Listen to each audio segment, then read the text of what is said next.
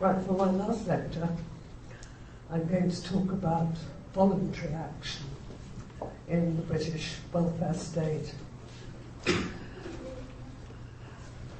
And I need to begin by defining what I'm going to talk about, because the term voluntary action covers a lot of different kinds of activity, and it's changed its character in many ways over time, or some aspects have. And even the language we use to describe it changes. And broadly what I'm talking about is non-state action, action that isn't funded mainly or driven completely by the state. Though even that boundary has become less certain in recent years. And it's broadly action that's dedicated to improving conditions in society. But that obviously can cover a wide range of different kinds of activity. And also the kind of organisations I'm talking about, though in the past they were often staffed by people who were not paid, who literally were volunteering, working in their own time. Increasingly, these organisations, as they grow, become professionalised and employ paid workers. So perhaps the term non-governmental organisations, NGOs, is a better general term because it covers both voluntary action and paid action. It's a term that in English we used to apply only to overseas aid organisations, but increasingly it's applied to organisations within the country. But other terms are used, sometimes civil society organisations. It's a very broad term. The previous government, Labour government, started to refer to the third sector of social action. On the one hand, there was the state action, then there's the private market, but the third sector is the non-governmental voluntary sector. But that term has never come into very common use. And also, we need to distinguish between formal, organised action through institutions, associations, and more informal action within the family or the community, which normally will be unpaid and is not organised by any institution. So we need to keep these distinctions between formal and informal action in mind. So it's a very complicated sector, but I think a very important one in providing for welfare. And there really are no good typologies of different kinds of non-governmental action. There have been attempts by social scientists, but not very successfully. So it's a difficult and complex field.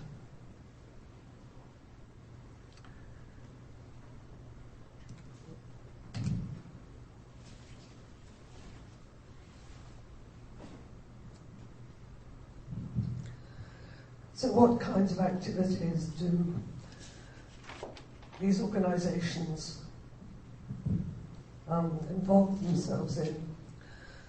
Again, they're very varied in their size and in what they aim to do.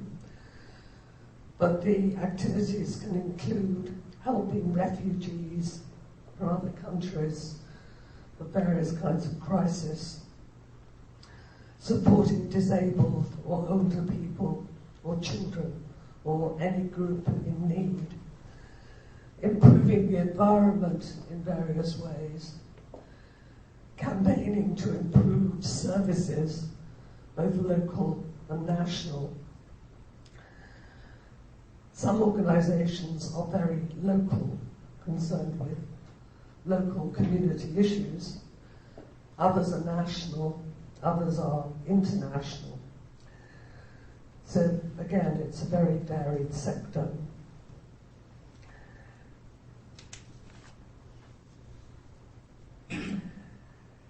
It's sometimes believed that this kind of non-governmental action must have declined in size and importance with the growth of welfare states, that state welfare has crowded out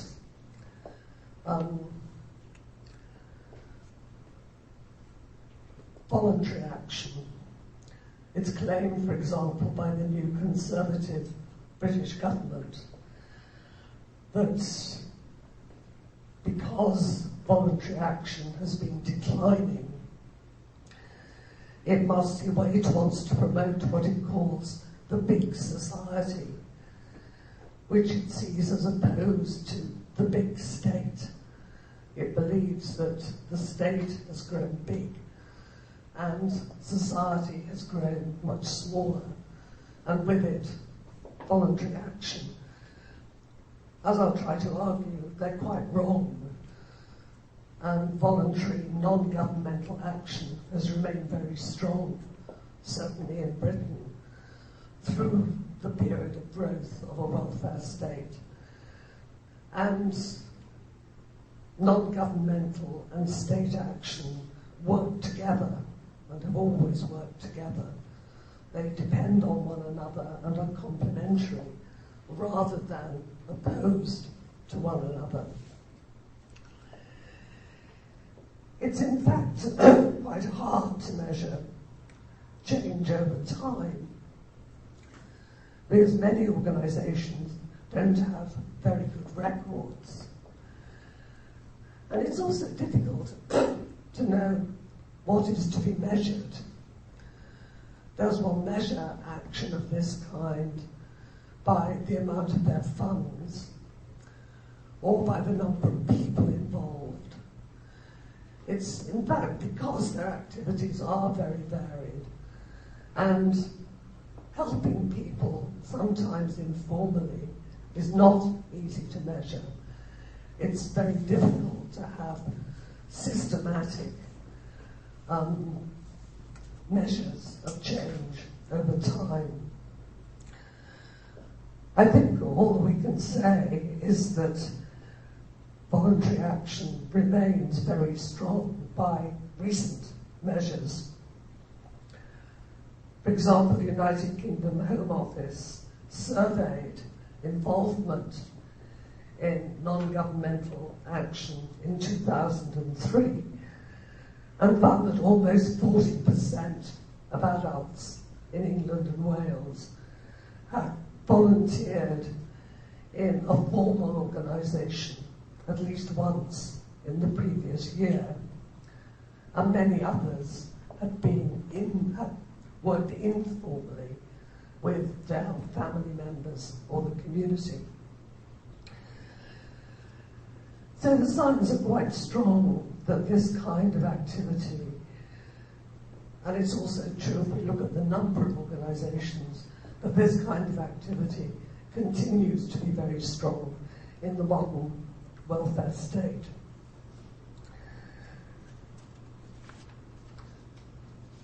And that what has actually emerged over the history of the welfare state is not a big state which has destroyed non-governmental action, but what has been called a mixed economy of welfare, that we don't have simple state welfare, but a mixed economy in which there are important contributions to welfare by the state, also by the family and the community, also by the voluntary sector, and lastly also by employers. And all four of these groups make important contributions and complement one another in different ways. So I think thinking about a mixed economy of welfare rather than a big society in conflict with a big state is much more realistic and helpful.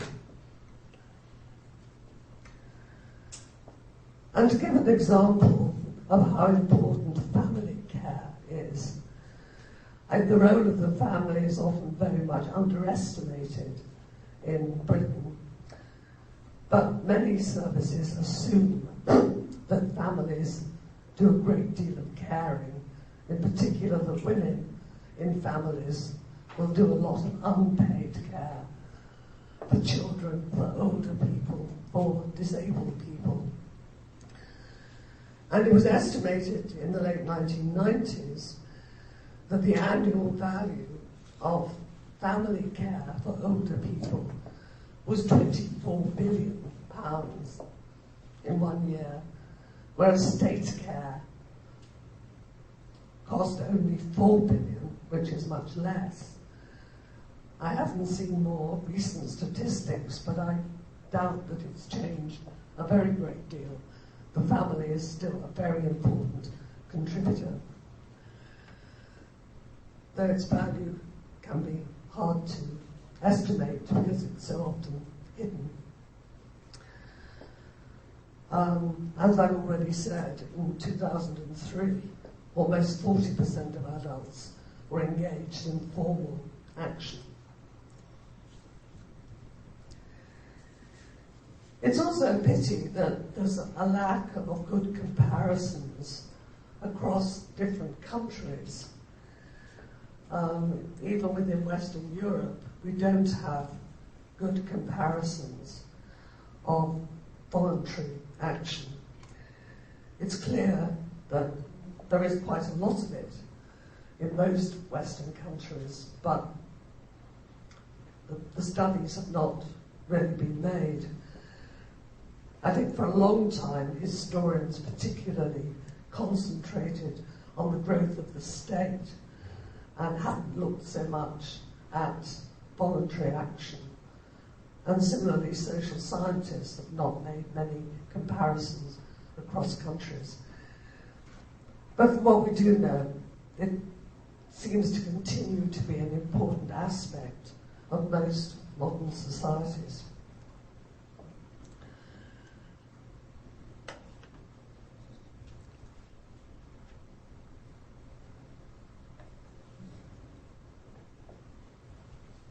Voluntary action of various kinds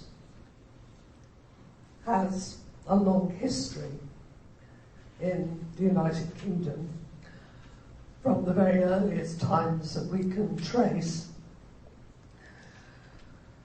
In particular, in medieval times, the church had a very important role in helping poor people, sick people, and also the monarchy, the crown, and big landowners had an obligation to help their subjects and also to secure their power by being seen to help their subjects and to help to make them loyal to them.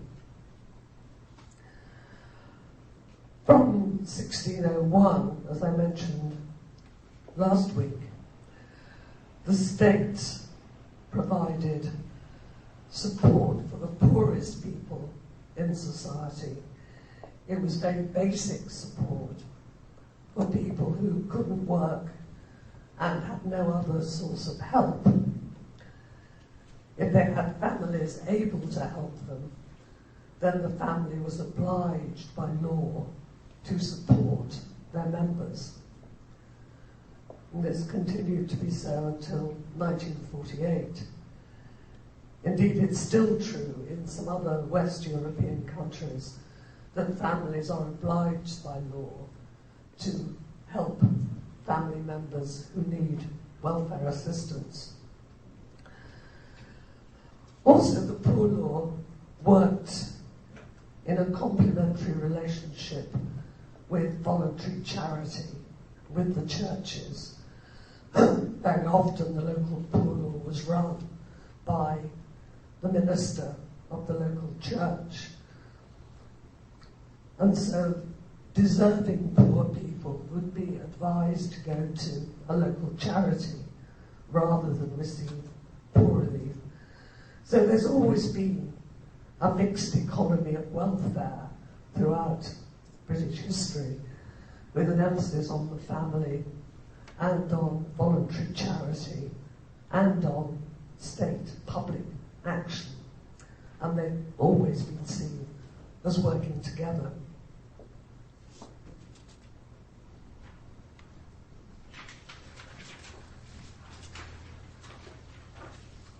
So carrying on looking at the history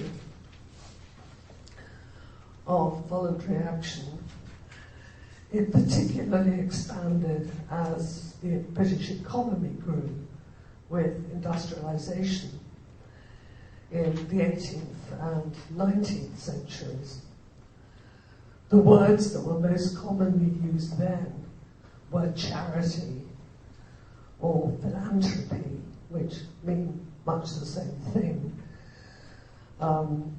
They're words that describe people giving their money and their time to help people in need.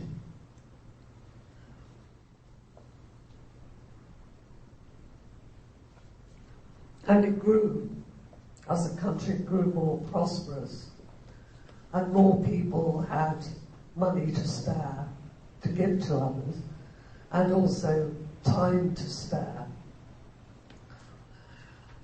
And also for a growing middle class, being involved in charitable activity was a way of securing their social status. It was a way they made contact with other influential people.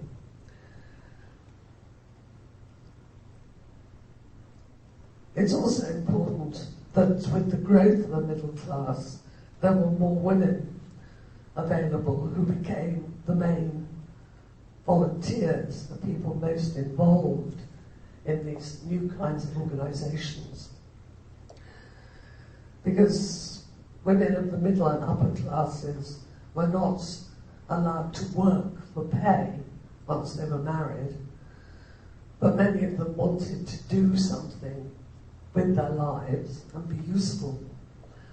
And so being involved in charitable work, helping poorer people in various ways, was an important contribution that many of them made to society, often driven by religious belief, but often also by wanting to fill their time and help other people,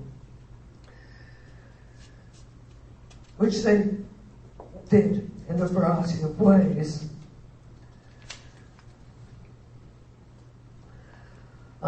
There were organizations providing for all children, for disabled people, for old people, again, or just for people who were very poor and needed some kind of help.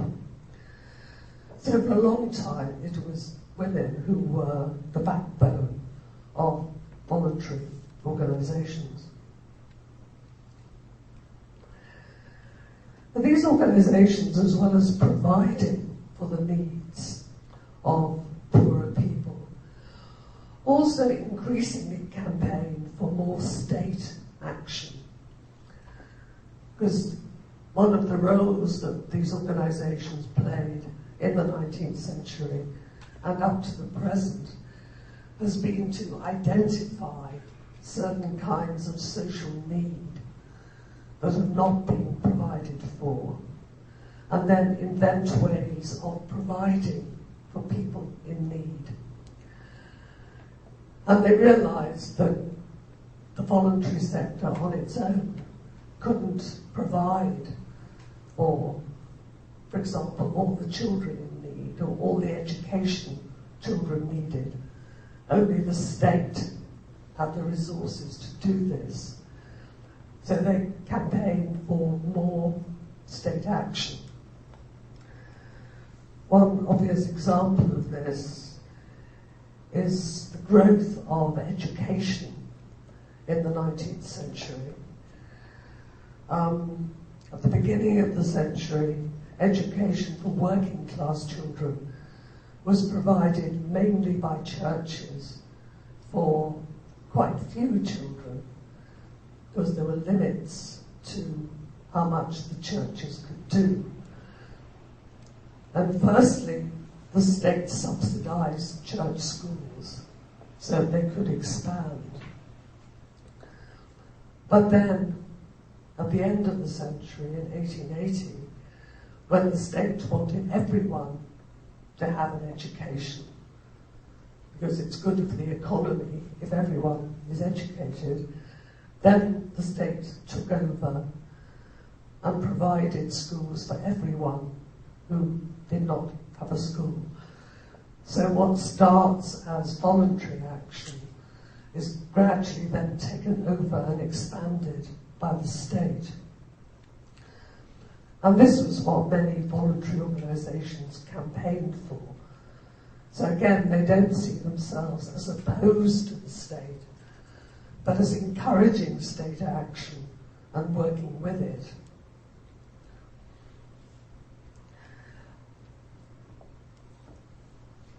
And as state welfare grew from the end of the 19th century, it was very closely coordinated with voluntary action. I've given the examples of education, but we can see this same pattern in all of the early areas of expansion of the welfare state in Britain. For example, the first laws to protect children from cruelty and abuse in the home and elsewhere, a voluntary organisation, the National Society for the Prevention of Cruelty to Children, was set up in the early 1880s. And it was set up because people had identified a serious problem of children being badly treated, but the parents or the other people who were cruel to them were not being punished, and no one was looking after the children. So the organisation was set up to try to solve this problem. It campaigned for the state to act, and the result was government legislation in 1889, which for the first time punished people who were cruel to children, including their own children, and also provided to have the children looked after, normally by voluntary organisations. So the law provides that voluntary organisations must look after children in need of protection. And the government subsidised these organisations. And there are similar patterns, for example, when old age pensions were introduced for the first time in 1908. It's again voluntary organisations who identify the fact that there are many old people, particularly old women, who were very poor. And they were poor not through their own fault. They'd worked hard, but they'd never earned enough money to save. And they were poor. Their families couldn't help them, perhaps because they had no family. Their children might have died, or they might never have married, and many people didn't marry. Or their families might be too poor to help them, which often happened. And so they identified a real problem of poverty in old age that the Poor Law didn't provide for adequately. So it campaigned for the state to provide pensions. pensions were introduced in 1908 were very poor, old people only. But then they were administered by voluntary organisations, by committees composed of volunteers from trade unions and other local organisations. So the government pays for the pensions, puts them in place, but the administration, that is interviewing old people to see whether they're poor enough, is left to volunteers. And the same was true when National Health and Unemployment Insurance was introduced in 1911. It's set up by the state, which sets up a structure where employers and workers contribute to a national insurance system for health and unemployment.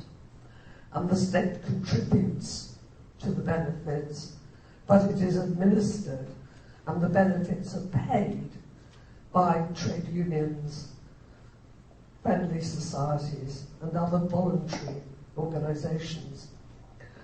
So again, we see a mixed economy of welfare in being, the state working with voluntary organisations.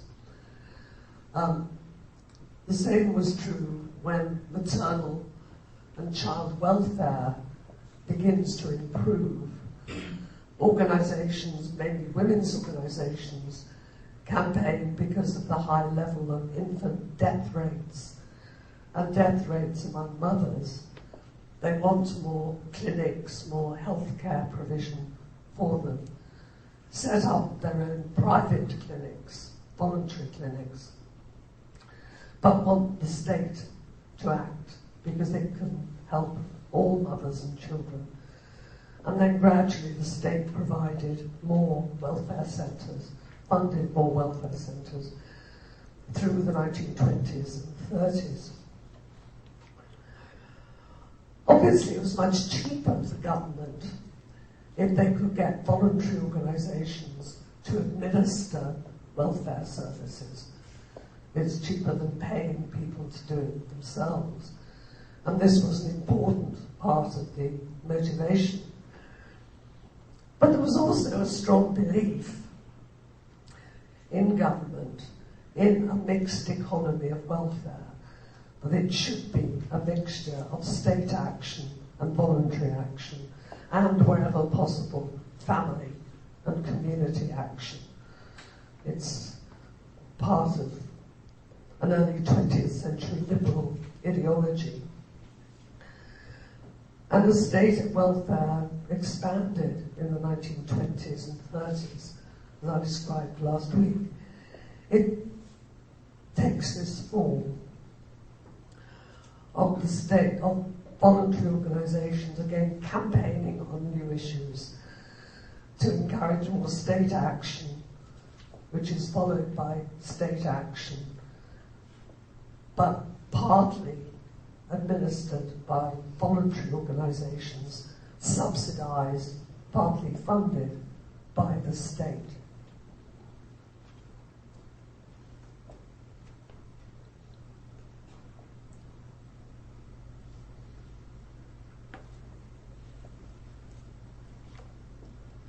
Then after 1945, as I described last time, the Labour government introduced what we see as the modern welfare state, with a national health service where a state-run organisation took over what had been partly a voluntary service before. It introduced state pensions, health benefits, unemployment benefits, all of which were now administered by the state and not by voluntary organisations. William Beveridge, who wrote an important report in 1942, is always seen as having been an important influence on the 1945 welfare state. And in many ways he was an important influence. But in many other ways, his ideas were rejected by the Labour government. In particular, Beveridge had always believed in a mixed economy of welfare. Politically, he was a liberal, and he's believed and wrote in his report of 1942 that the state should provide enough for everyone in need to live on. It should provide a safety net to prevent people falling into destitution. But the state should not provide more than that. It should provide a minimum, a safety net. If people wanted more, then they should save, or their family should help them, or voluntary action should help. Beveridge wrote a book in 1948 called Voluntary Action, which was arguing very strongly that in a good society, voluntary action played a big part.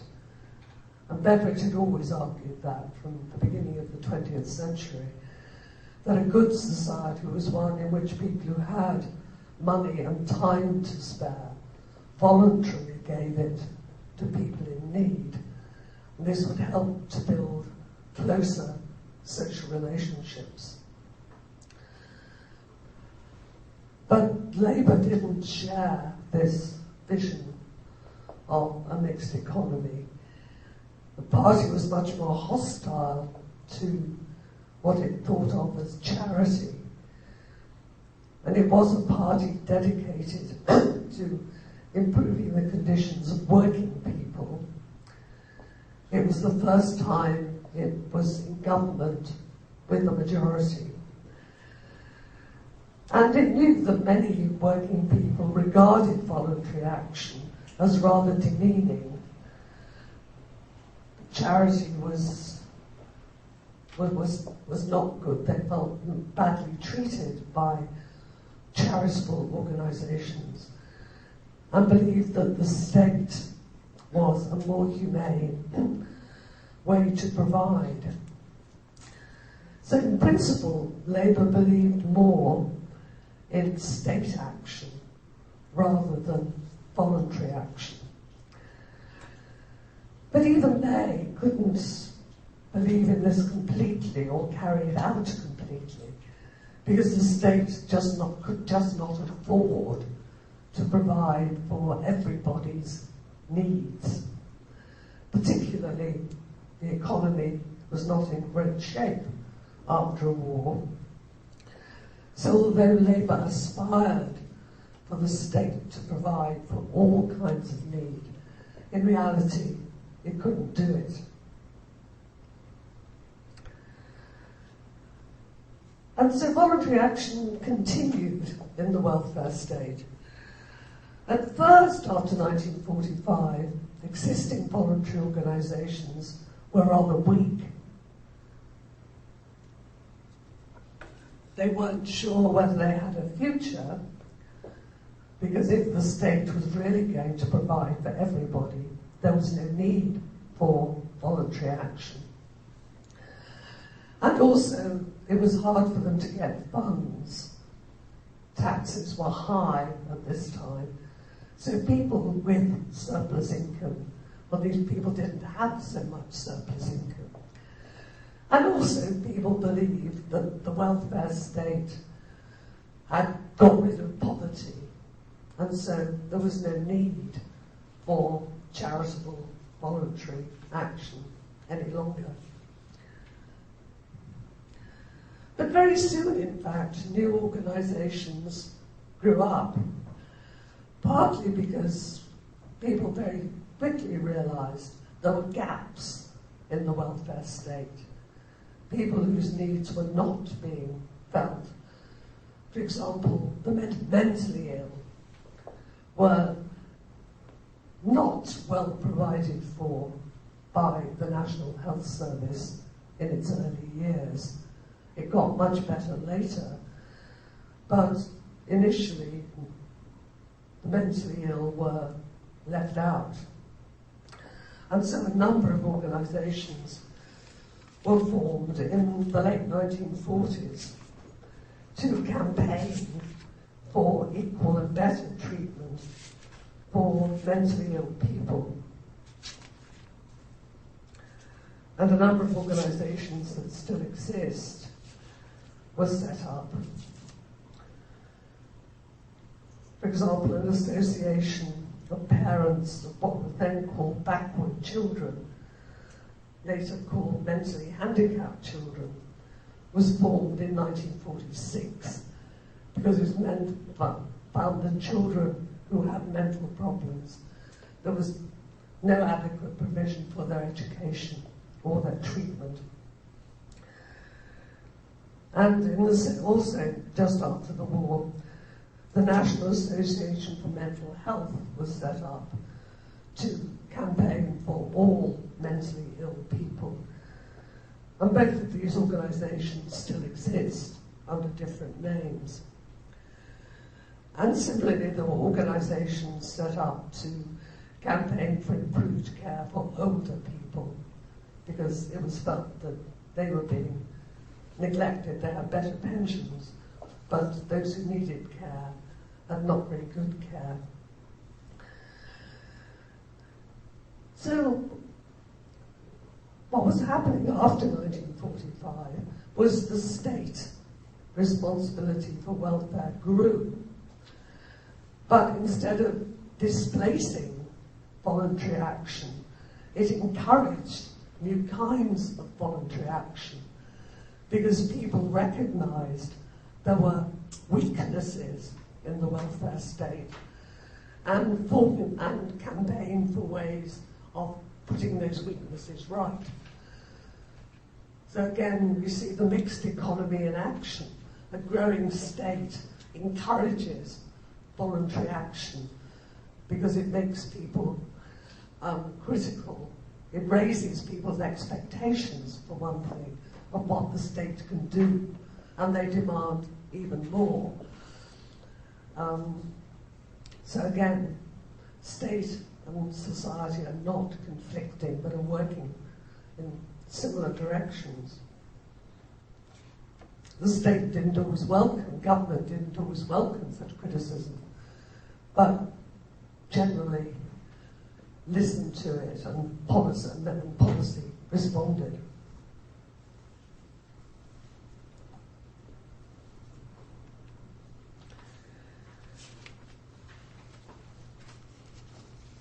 I would saw a growth of voluntary action through the 1950s for this kinds of reason, that people became increasingly aware that the welfare state had not solved every problem. It had done a lot of good, but there were very big gaps.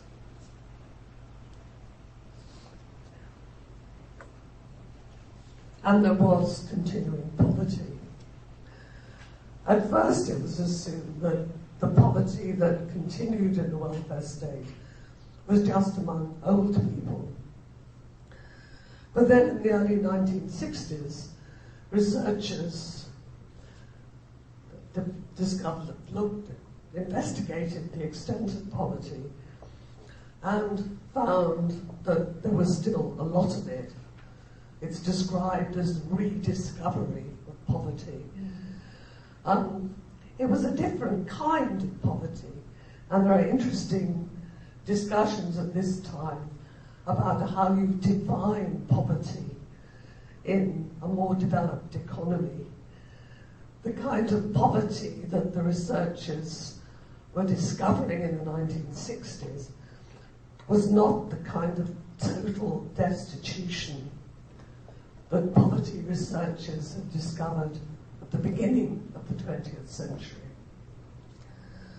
The first big surveys of poverty in Britain and other European countries came around the beginning of the 20th century, and they did find up to 30% of people in London living in real destitution, without enough money always to eat, for shelter, for heating. By the 1950s and 60s, this kind of absolute poverty has pretty much disappeared. The success of the welfare state and a growing economy was to provide the safety net that Beveridge had recommended, that most people had enough to live on. But what poverty came to mean now was that as society was getting richer, most people were getting better off. The people at the bottom were left further and further behind. So poverty is defined no longer as just not having enough to live on, but as not having enough to live a life that's comparable with that of other people in society. The children have much poorer clothes, that the family has no holidays, no leisure activities. It's not expecting a very high standard, but it is saying that if people lag too far behind everyone else, then that can be defined as poverty. So under this new definition, it was found that quite a lot of people were living in poverty, and particularly larger families, so children in larger families were particularly defined as victims of poverty. And there was a big campaign in the 1960s about the extent of child poverty. And this rediscovery of poverty led to the emergence of new kinds of non-governmental organisations, more professionalised than earlier voluntary organisations, very often using paid workers and trained workers, making a lot of use of newspapers and modern media to promote their cause, and also very often encouraging the people on whose behalf they're campaigning to participate. Whereas previous organisations had been rather top-down, that is, charitable people working on behalf of disabled people, mentally ill people, old people, children. Now there's a greater desire to draw these people into the movements and the campaigns. So that by the 1970s, for example, there were disabled people demonstrating in their wheelchairs for greater benefits and improved legislation, which would not have happened at any earlier period. So it's a new kind of approach that a new kind of organisation set up. And the first of these were dealing with child poverty. The Child Poverty Action Group was set up in the late 1960s to campaign for more state benefits for families with poor families with children. And the Child Poverty Action Group is still very active in support of poorer families. Homelessness was another big issue that was discovered. And homelessness not just of single men, but sometimes of families because they were poor. And an organisation called Shelter was established in the late 60s, and it still exists. As I've said, there are organisations set up to campaign for the disabled. So a new model, really, of a new kind of more professionalised, more public, often campaigning more dramatically and noisily than older organisations, come into being from the 1960s, and generally led in the late 60s and 70s to changes in legislation to provide more housing. Local authorities were obliged to give homes to the homeless. There were improved child benefits, for example. They were quite effective organisations and continue to be. And many of the older organisations, for example, those campaigning for unmarried mothers or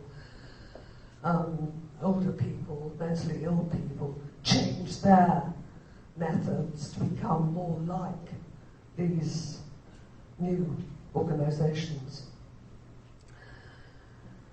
And it's coming about for a number of reasons. One was a disappointment with the post-war welfare state and a feeling that there must be pressure on government to make it better, particularly because society was more prosperous by the 1960s. And also because society is more prosperous, these organisations can be funded by private donors. More people can afford to contribute because it's not more expensive to run these organisations, particularly with paid workers. There was a Labour government from 1964 to 1970. It had been out of office through the 1950s, and when it came back, it wanted to build the welfare state further to repair some of the gaps.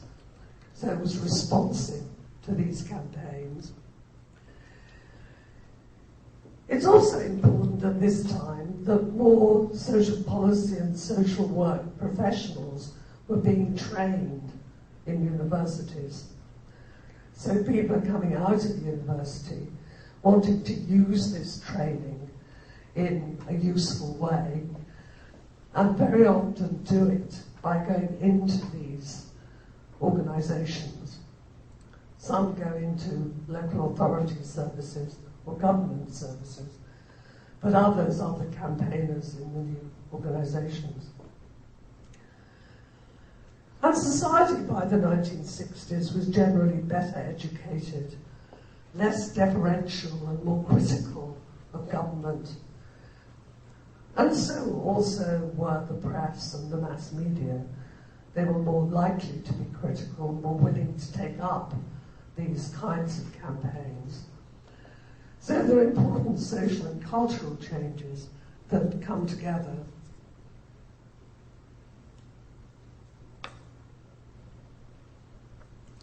And of course, it's a period in the late 60s and 70s of international radicalism, particularly among young people.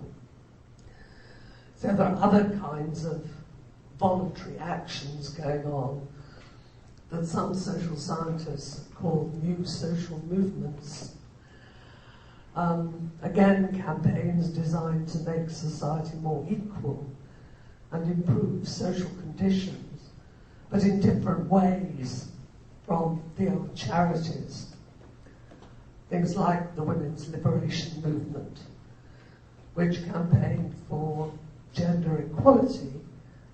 There are also welfare changes like more childcare, which they see as essential to equality. The Gay Liberation Front demanding equality for homosexuals with the rest of society, anti-racist movements. And this all led to more government action in the late 1960s. A Race Relations Act outlawing race discrimination, the legalization of homosexual acts, a Sex Discrimination Act outlawing certain forms of discrimination against, on grounds of gender, against men or women. So it's a new kind of, sometimes quite noisy and dramatic, voluntary action, which I think helps to stimulate some of the other organisations that I've been talking about. Because alongside these new social movements, then old forms of movement either continue in being or are coming into being all of the time.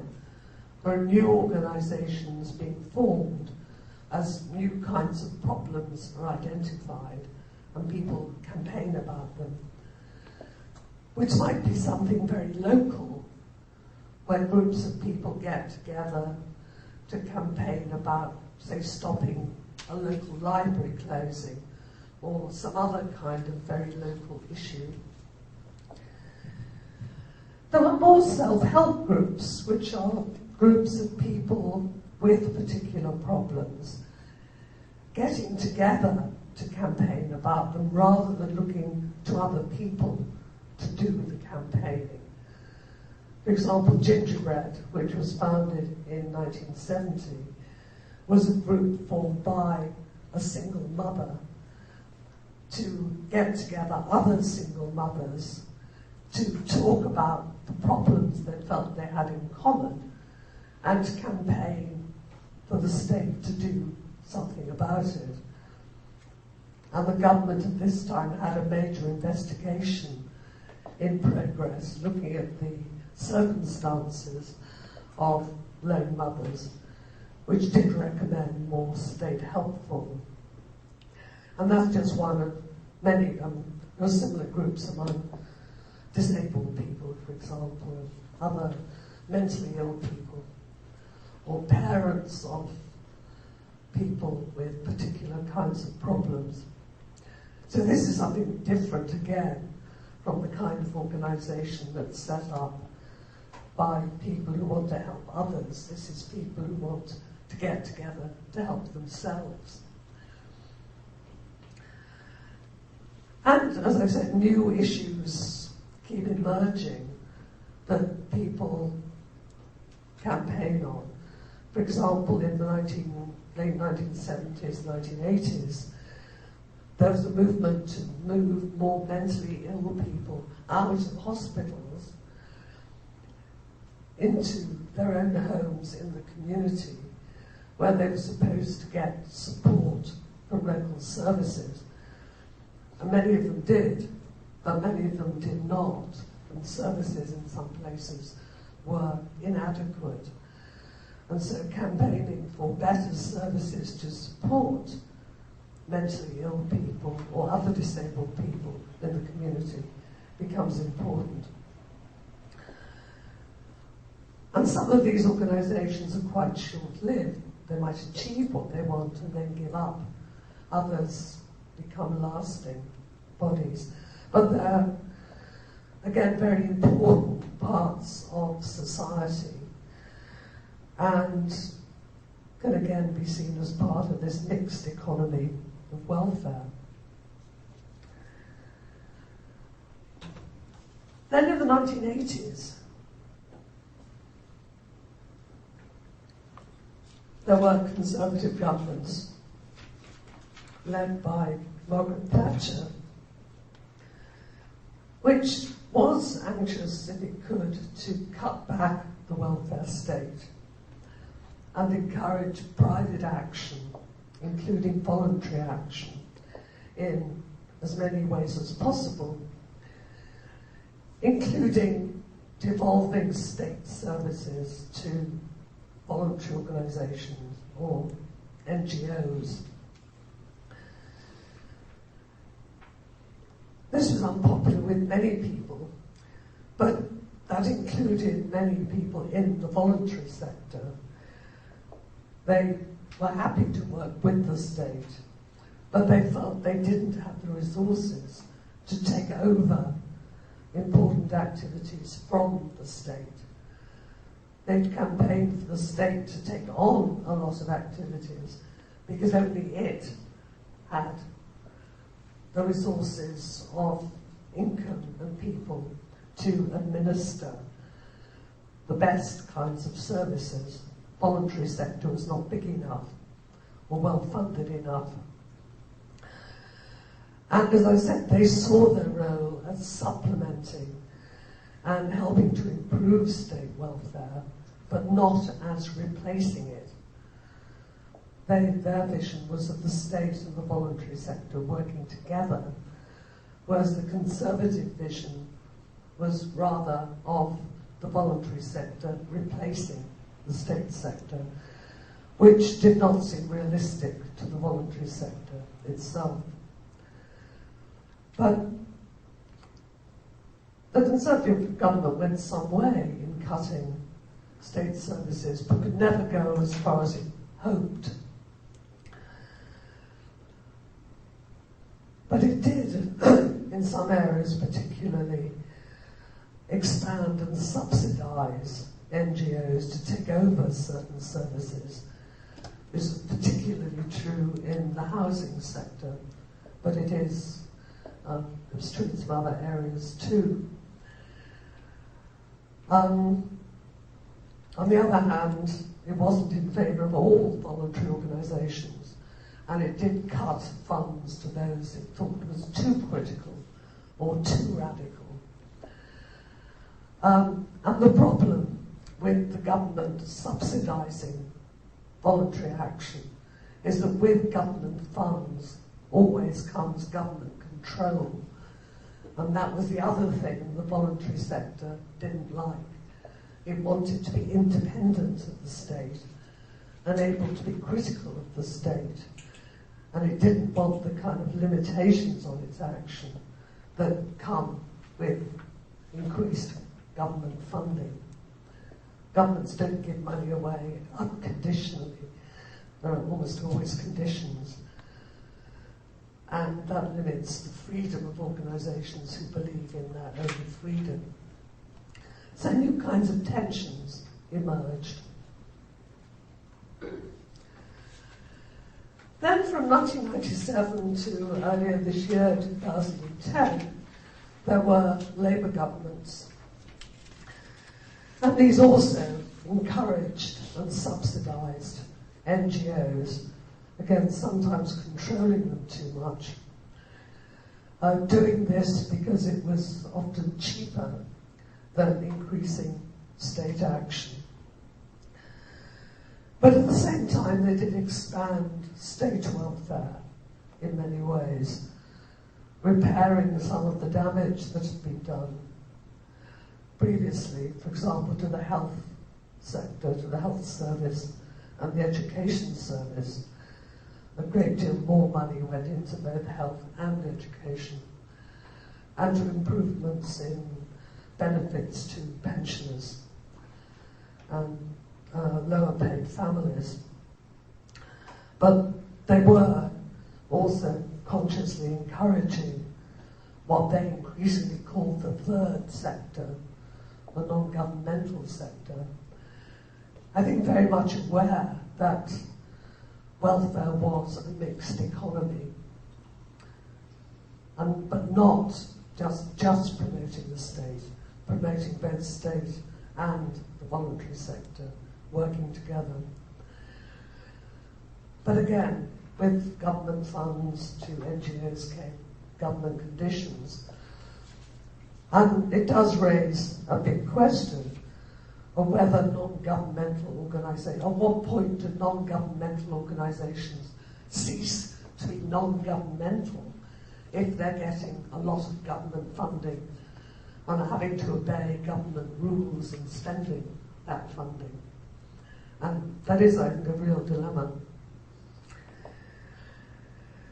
Then earlier this year we got a new Conservative government, and as I said earlier, David Cameron, or a Conservative-led government, it's supposed to be a coalition.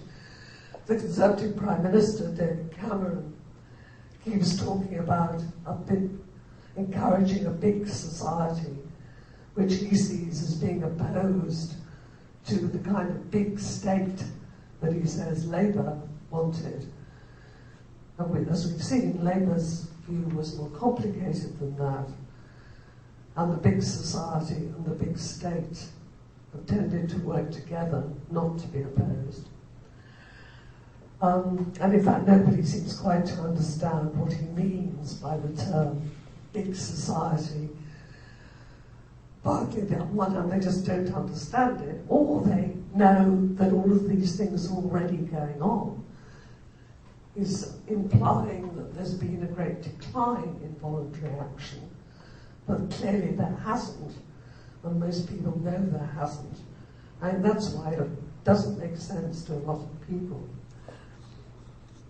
There's also lots of talk by this government about community control, local communities somehow taking control of all kinds of local services, not only libraries, but they've even suggested prisons and police stations, which is a bit hard to imagine. Somehow assuming that services now run by the state can be run by local, not necessarily very well qualified people. But at the same time, funding to local government is being cut, and local authorities give a lot of funding to voluntary organisations. So some government actions are actually harming existing voluntary organisations.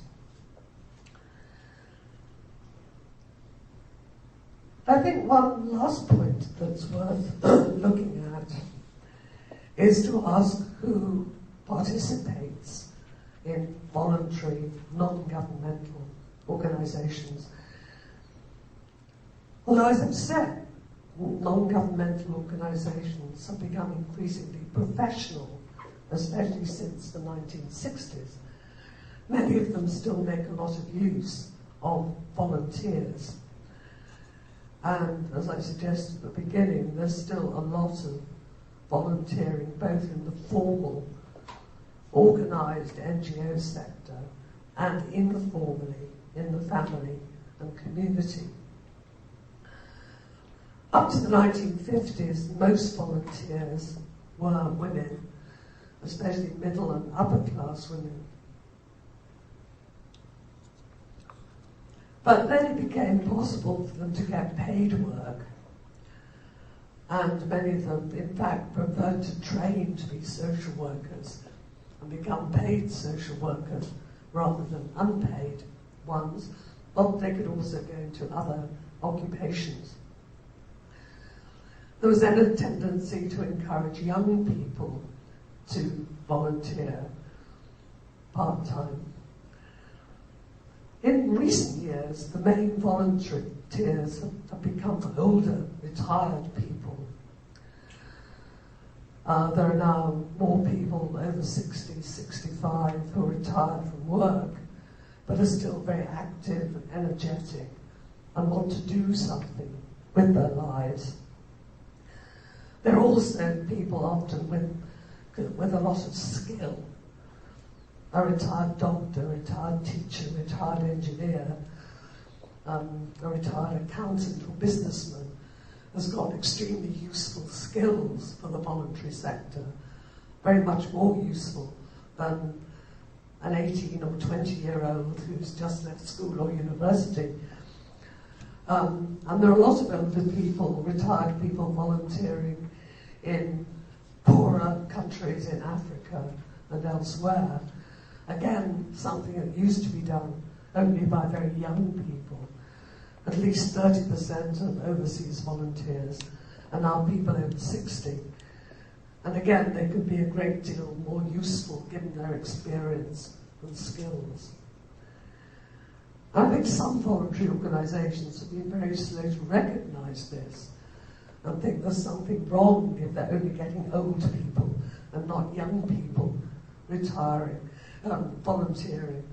But I think they're coming to realise that people may be over 60, but they're not dead yet, and they do have a lot of skills. And in fact, the recent official statistics show that 27% of people over 60 are active in formal volunteering. But again, many of them are informally active within their families, within their local communities. So to conclude, there have always been a lot of forms of voluntary action. and it continues to be strong. Voluntary action hasn't been crowded out by the growth of a welfare state. Voluntary action and state action have always worked together and been complementary. And I think it's helpful to think of a mixed economy of welfare and remember the importance of the voluntary, non-governmental sector, the family and community sector, and the state, rather than seeing them as opposed to one another. Okay, thank you.